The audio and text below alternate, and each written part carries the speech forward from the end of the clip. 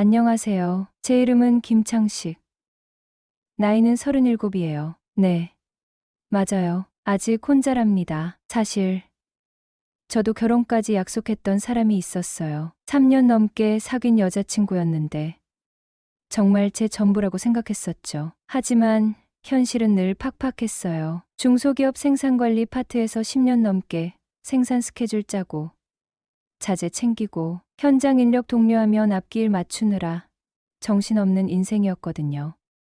야근은 당연하고 갑자기 기계라도 고장나거나 원자재 입고라도 늦어지면 주말 반납에 밤샘도 부지기수였어요. 새벽 별 보고 출근해서 달 보고 퇴근하는 날들이 쌓이고 쌓여 청춘은 희미해지고 옆구리엔 허전함만 남더라고요. 그러던 어느 날 여자친구가 그러더군요. 자기 친구는 서울 강북의 롯데캐슬을 분양받은 남자와 결혼하는데 그게 너무 부럽다고요. 그러면서 제게 묻더라고요. 혹시 자기랑 결혼하면 어디서 살 거냐고요. 전 그때 이 빌라를 막 샀을 때라 여기서 신혼집 꾸미면 되지 않겠냐고. 괜히 무리해서 대출받아 집 사면 제 월급으론 매달 원금 이자 갚느라 허덕일 게 뻔하다고 솔직하게 말했죠. 그랬더니 딱 한 달 뒤에 헤어지자고 하더군요. 뭐 이유는 다른 핑계를 댔지만 왜 헤어지자고 했는지 모를 만큼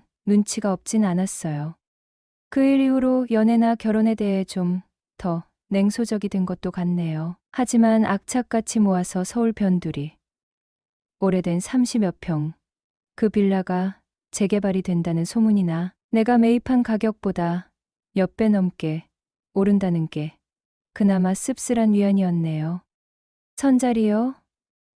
왜 안 나가 봤겠어요. 하지만 결과는 매번 비슷했거든요. 작업복 대신 말끔하게 차려입고 나간 자리에서 만난 아가씨들은 처음엔 상냥했죠. 제가 어디 가서 빠지는 얼굴은 아니었거든요. 하지만 제 직업, 빠듯한 월급, 그리고 시도 때도 없는 야근과 주말, 특근 가능성을 솔직하게 털어놓으면 금세 눈빛이 흐려지곤 하더라고요. 생산관리요? 아, 공장에서 일하시는구나. 혹은 저희는 좀 더 안정적이고 저녁에 있는 삶을 중요하게 생각해서 같은 애둘은 거절을 할 때마다 애써 태연한 척, 네, 괜찮습니다. 좋은 분 만나세요. 하고 돌아설 때마다 등 뒤로 느껴지는 안타까움 혹은 동정의 시선이 뒤수처럼 꽂히곤 했어요. 어쩌면 그녀들의 눈빛에서 과거 여자친구의 모습이 겹쳐 보였는지도 모르겠어요. 그래요. 인정해요. 저는 번듯한 사무직 회사원과는 거리가 먼 그저 그런 스펙의 노총각일 뿐이었던 거죠. 제가 사는 빌라는 지은 지 꽤 오래돼서 낡은 티가 역력했지만 다행히 동네는 조용했어요. 저는 2층에 혼자 살았고 바로 위 3층에는 50대로 보이는 부부가 살고 있었죠. 윗집 주인 여자 옥순 아줌마는 언뜻 배우 김하늘 씨를 닮은 듯한 묘하게 우아하면서도 어딘가 그늘진 인상이었어요. 계단이나 좁은 주차장에서 가끔 마주칠 때면 평소 청바지를 즐겨 입는 모습이 눈에 띄었죠. 몸매가 좋아서 그런 건지 아니면 그냥 청바지가 편해서 그런 건지는 몰라도 유독 몸매 라인이 훤히 드러나는 달라붙는 스타일을 자주 입으시더라고요. 솔직히 그럴 때면 저도 모르게 눈길이 갈 정도로 몸매가 매끈했어요. 분명 제 또래 여자들보다 훨씬 나이가 많아 보이는데도 말이에요. 어릴 적 제 이상형이 청바지가 잘 어울리는 여자였거든요. 확실히 청바지라는 게 골반 라인이 예뻐야 태가 나기 마련인데 옥순 아줌마 뒷모습이 딱 제가 원하던 그런 느낌이었던 거죠. 물론 마주쳐도 서로 멋쩍게 목례만 나누는 게 전부였지만요. 이상하게 남편 되는 사람은 거의 본 기억이 없더라고요. 가끔 주말 저녁에 중년 남성의 헛기침 소리나 TV 소리가 희미하게 들려오는 정도였네요. 그러던 어느 초여름 저녁이었어요. 유난히 답답하고 외로운 마음에 맥주 몇 캔을 사들고 집 근처 작은 공원으로 향했죠. 끊임없는 생산 압박과 예측 불가능한 현장 문제들, 영업팀과의 일정 줄다리기에 지쳐 숨통을 틔워줄 무언가가 절실했거든요. 낡은 벤치에 걸터 앉아 밤 공기를 안주 삼아 캔맥주를 따려는데 익숙한 옆모습이 눈에 들어왔어요. 3층 여자, 옥순 아줌마였죠. 그녀는 흰색 레깅스에 몸에 딱 붙는 검정 티셔츠를 입고 있었는데 유독 눈에 확 띄더라고요. 가로등 불빛 아래 드러난 그녀의 얼굴에는 깊은 외로움 같은 것이 드리워져 있으면서도 묘하게 누군가를 기다리는 듯한 느낌을 지울 수가 없었죠. 게다가 얼굴엔 화장까지 꽤 신경 쓴 모습이었거든요. 솔직히 그냥 운동 나온 거라면 선크림 정도만 바르면 될 텐데 말이죠. 순간 이 여자 외롭구나. 남자가 필요하구나. 뭔가 말 못할 사연이 있겠구나. 하는 생각이 강하게 스쳤어요. 그녀 역시 혼자 다른 벤치에 앉아 휴대폰을 보고 있더라고요. 망설임 끝에 어색함을 무릅쓰고 다가갔죠. 캔맥주 하나를 슬쩍 내밀면서요. 같이 한잔하시죠? 그녀는 살짝 놀란 듯 했지만 이내 눈웃음을 치며 대답했어요. 어머, 창식 씨였구나. 저녁에 산책 나오셨나 봐요. 근데 내가 이거 얻어 마셔도 되나 모르겠네요. 혼자 먹기 심심했는데 같이 드셔주시면 저야 너무 좋죠. 그리고 미인과 같이 술 마시면 술맛도 좋아지는 법 아니겠어요? 능글맞게 말을 건넸죠.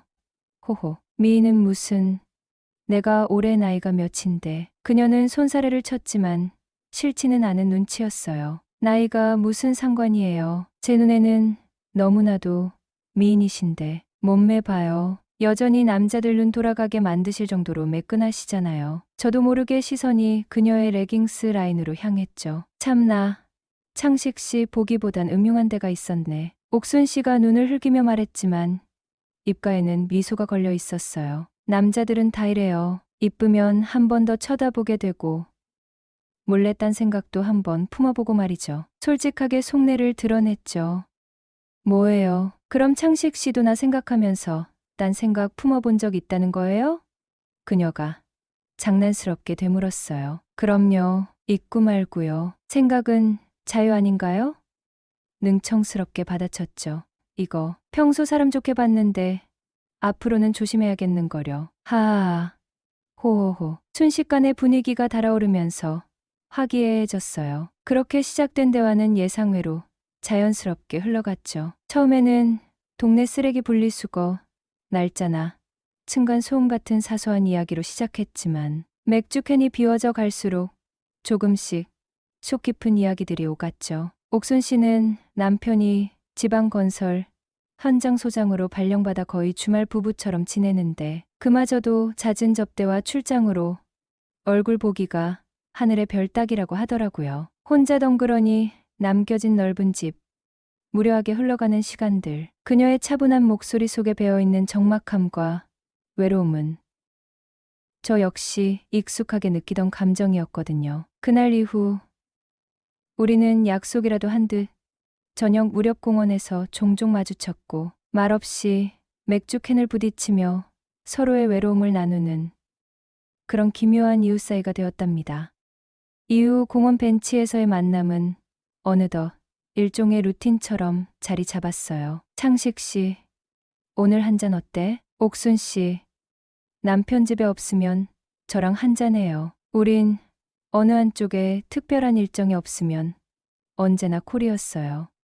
저는 빡빡한 생산 일정이나 자재 부족 문제, 갑작스러운 설비 고장, 현장 직원들과의 마찰에 대해 투덜거렸고 옥순 아줌마는 제 푸념을 말없이 들어주며 때로는 경험에서 우러나온 조언을 건네기도 했죠. 저도 그녀의 결혼 생활, 남편과의 불화 등을 들어주었네요. 그녀는 제 서툰 위로에도 창식 씨랑 얘기하면 속이 좀 풀리는 것 같아 라며 옅게 웃어주곤 했거든요. 13살이라는 나이 차이가 무색하게 우리는 서로에게 편안함을 느끼고 있었어요. 그녀의 차분한 말투와 연륜에서 묻어나는 포용력, 그리고 가끔 스치는 쓸쓸한 눈빛에 저는 저도 모르게 마음이 기울고 있음을 느꼈네요.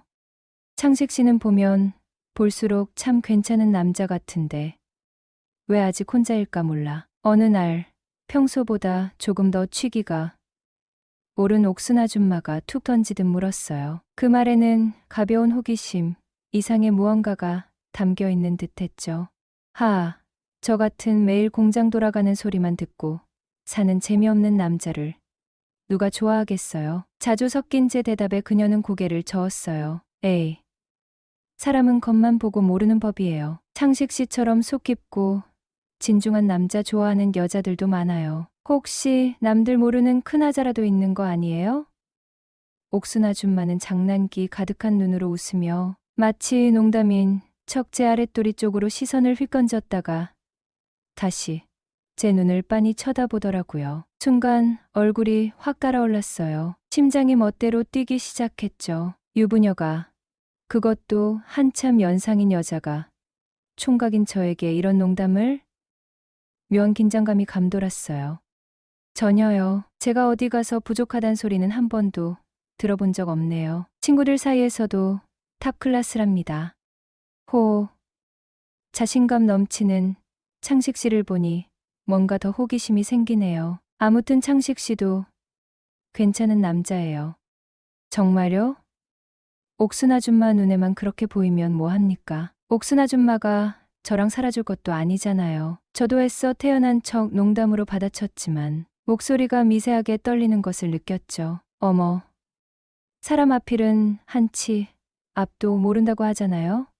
그녀는 알 수 없는 미소를 지으며 잔에 남은 맥주를 단숨에 비웠어요. 하긴 요즘은 애인 없는 유부녀 찾기가 더 힘들다던데. 옥순 아줌마도 혹시 비밀 친구라도?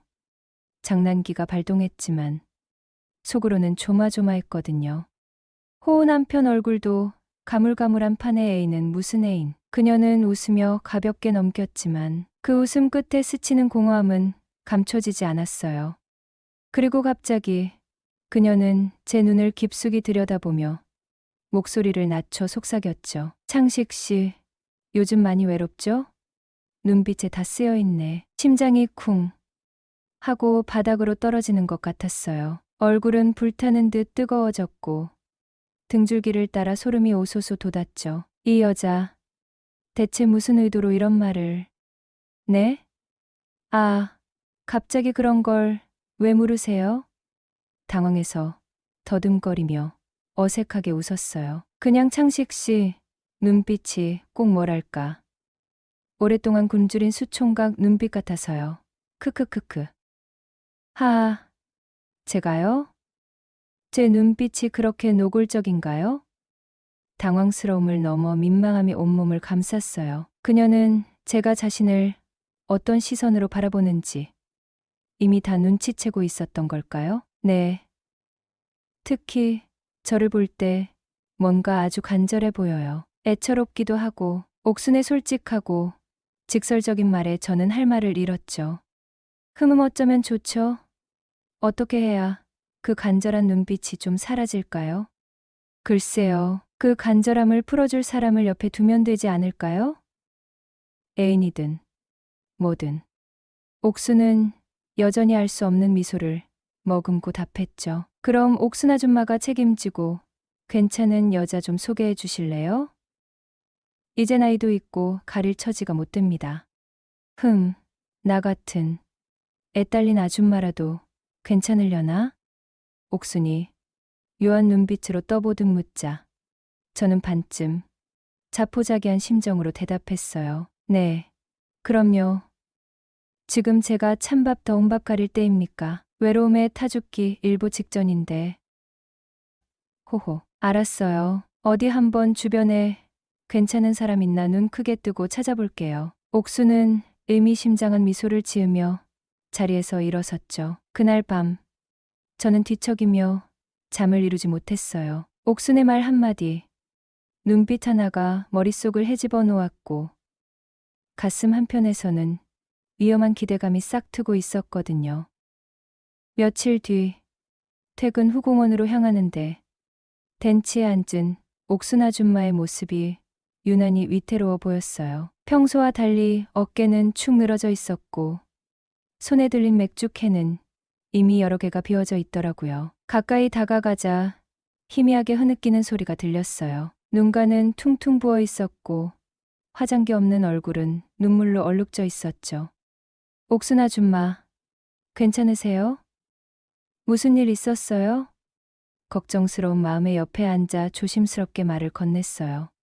창식 씨, 옥순 아줌마는 저를 보자 참았던 서름이 복받치는지 어깨를 들썩이며 본격적으로 울기 시작했죠. 저는 말없이 그녀의 등을 토닥여 주었어요. 한참을 울던 그녀는 간신히 감정을 추스르고 떨리는 목소리로 입을 열었죠. 남편 그 인간 나 몰래 다른 여자가 있었어요. 그것도 아주 오랫동안. 옥순 아줌마는 우연히 남편의 서재 서랍 깊숙한 곳에서 다른 여자와 주고받은 편지와 사진들을 발견했다고 했어요. 단순한 불장난이 아니었더라고요. 남편은 옥순 아줌마와 결혼하기 전부터 만나던 여자였고 결혼 후에도 관계를 정리하지 않은 채 옥순 아줌마에게는 안정적인 가정을, 그 여자에게는 뜨거운 연애 감정을 갈구하며 이중 생활을 해왔던 거였죠.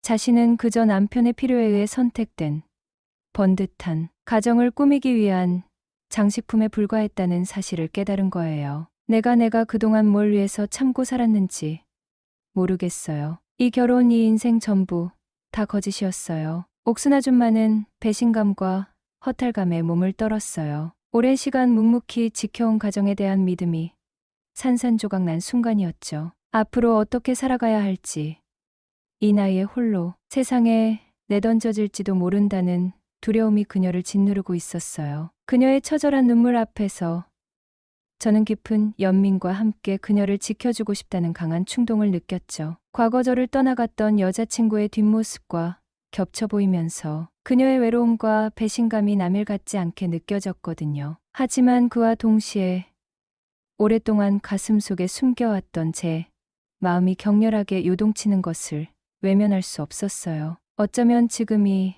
그녀에게 제 마음을 전할 수 있는 유일한 기회일지도 모른다는 위험하고도 이기적인 생각이 머릿속을 스치더군요. 저는 잠시 깊은 갈등에 빠졌어요. 상처 입은 그녀에게 친구로서 든든한 위로가 되어주어야 할까? 아니면 이 혼란스러운 틈을 타 제 감정을 솔직하게 고백해야 할까? 하지만 그녀의 슬픔으로 가득 찬 눈동자를 외면할 자신이 없었죠. 옥순 아줌마 사람 마음 가지고 그렇게 장난치는 인간을 어떻게 믿고 남은 인생을 함께 살아요? 저는 조심스럽게 하지만 단호하게 입을 열었어요. 당장 정리해요. 그런 사람은 옥순 아줌마 옆에 있을 자격 없어요.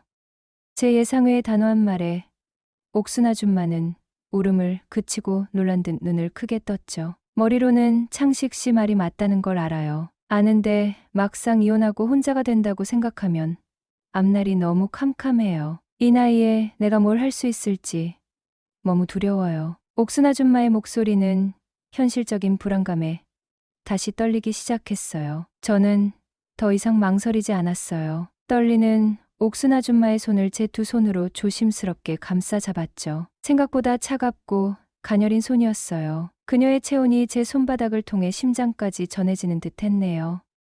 그럼 제가 옆에 있으면 안 될까요? 떨리는 목소리였지만 진심을 담아 용기를 냈어요. 나, 옥순 아줌마, 처음 공원에서 만난 날부터, 아니, 그 전부터 계속 마음이 갔어요. 많이 좋아해요. 제가 옥순 아줌마 외롭지 않게. 제가 옆에 있어 줄게요. 옥순 아줌마는 눈물이 그렁그렁 맺힌 눈으로 저를 멍하니 바라보았어요. 전혀 예상하지 못했던 고백에 당황한 기색이 역력했지만 그 흔들리는 눈빛 속에서 아주 작은 희망의 불씨 같은 것을 본 것 같았죠. 그날 밤 우리는 공원을 나와 그녀의 집으로 향했어요. 어색하고 무거운 침묵 속에서 제가 잡은 그녀의 손에 미세한 힘이 실리는 것이 느껴졌죠. 3층 그녀의 집 현관문 앞에 도착했을 때 옥순 아줌마는 저를 놓아주지 않았어요. 들어와서 차라도 한잔하고 가실래요? 떨리는 목소리였지만 거절할 수 없는 간절함이 담겨 있었거든요. 현관문이 닫히고 집 안에 들어서는 순간 옥순 아줌마는 와락제 품에 안겨왔어요. 술기운과 눈물, 그리고 오랫동안 억눌러왔던 외로움과 슬픔이 뒤섞인 그녀의 뜨거운 숨결이 제 목덜미를 간지렸죠. 더 이상 망설일 이유도 참아야 할 이유도 없었어요. 오랜 시간 각자의 고독 속에서 웅크리고 있던 두 영혼은 그 순간 서로에게서 격렬하게 위안을 찾았죠. 어둠 속에서 서툴지만 진솔한 몸짓으로 서로의 상처를 보듬고 눈물로 얼룩진 입술을 탐하며 위태롭지만 간절하게 서로를 원했어요. 그 밤은 길고도 뜨거웠네요.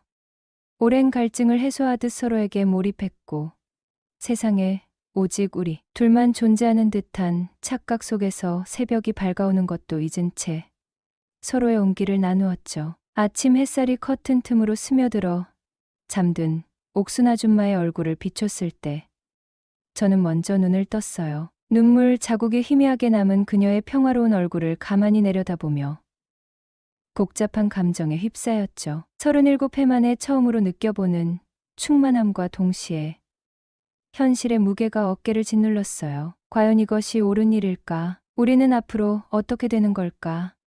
두려움과 설렘이 뒤섞여 심장이 세차게 뛰었죠. 해장은 역시 라면이죠. 어색하기 짝이 없는 아침 식사 테이블. 김이 모락모락 피어오르는 라면 그릇을 앞에 두고 걔가 먼저 무거운 침묵을 깼어요. 옥순 아줌마는 말없이 고개만 끄덕였죠. 후루룩 면발 넘어가는 소리만 어색하게 울려 퍼지던 중 저는 다시 한번 용기를 냈어요.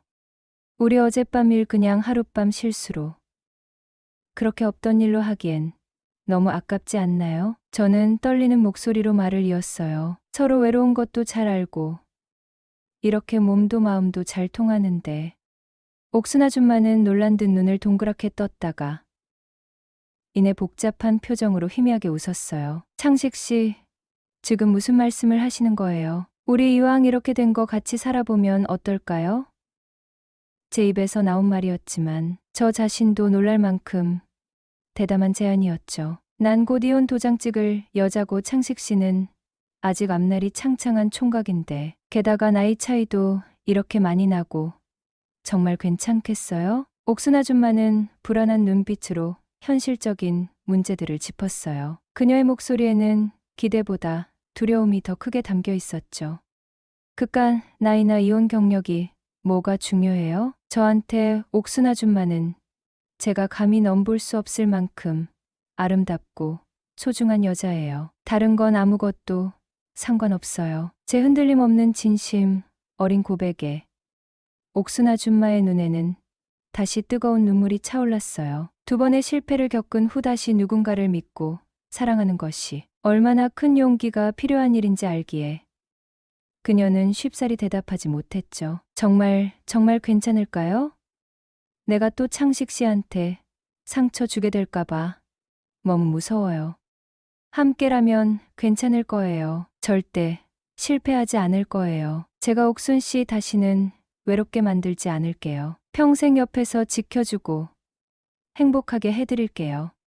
그렇게 우리는 세상의 시선이나 현실적인 어려움보다는 서로의 진심에 기대어 함께하기로 결심했어요. 옥순 씨는 힘든 이혼 절차를 밟았고 저는 묵묵히 그녀의 곁을 지키며 든든한 버팀목이 되어주었죠. 그리고 약 5년이란 시간이 흘렀네요. 그동안 참 많은 일이 있었어요. 가장 큰 변화는 소문만 무성하던 저희 빌라와 옥순 씨 집의 재개발이 정말로 확정되어 두둑한 보상금을 받게 된 거였죠. 낡은 빌라 한 채가 갑자기 든든한 미천이 된 거예요. 저희는 그 돈으로 고민 끝에 인천에 새로 지은 30평대 롯데캐슬 아파트를 하나 매입했어요. 번듯한 새 집에서 옥순 씨와 새로운 시작을 하게 된 거죠. 그리고 남은 돈으로는 대학가, 근처의 작은 원룸 상가, 건물을 사서 임대 수익까지 얻게 되었답니다. 예전엔 상상도 못했던 안정적인 생활이었어요. 옥순 씨 얼굴에도 그늘 대신 편안한 미소가 자리 잡았고 제 마음의 허전함도 그녀의 온기로 가득 채워졌죠. 그런데 얼마 전 정말 생각지도 못한 연락을 받았어요. 약 6년 전 강북 롯데캐슬이 부럽다며 저를 떠났던 전 여자친구였죠. 이혼했다는 소식은 풍문으로 들었는데 직접 연락이 올 줄은 몰랐어요. 전화기 너머 그녀의 목소리는 어딘가 힘이 빠져 있었죠. 잘 지내냐는 의례적인 안부 인사. 저는 담담하게 대답했어요. 응. 잘 지내. 그때 너랑 같이 살자고 했던 그 빌라. 얼마 전에 재개발돼서 보상금이 꽤 나왔어. 그래서 지금은 사랑하는 사람이랑 인천 롯데캐슬에서 살고 있어. 소화기 넘어 잠시 침묵이 흘렀어요. 그리고 들려오는 그녀의 목소리. 잘 됐네. 정말 잘 됐다. 씁쓸함이 잔뜩 묻어나는 웃음소리가 들려왔죠. 짧은 통화를 마치고 창밖을 보는데 기분이 참 묘하더라고요. 인생. 참 모르는 일인 것 같습니다. 그때 그 빌라에서 여자친구와 결혼했더라면 어땠을까? 혹은 옥순 씨를 만나지 못했더라면 지금의 나는 어디서 무엇을 하고 있을까? 정답은 없겠죠. 다만 확실한 건 지금 제 곁에는 옥순 씨가 있고 우리는 서로의 상처를 보듬으며 누구보다 행복하게 살아가고 있다는 사실이에요. 진정한 사랑이란 화려한 조건이나 타이밍이 아니라 어쩌면 서로의 부족함을 채워주고 곁을 지켜주는 마음, 그 자체인지도 모르겠어요.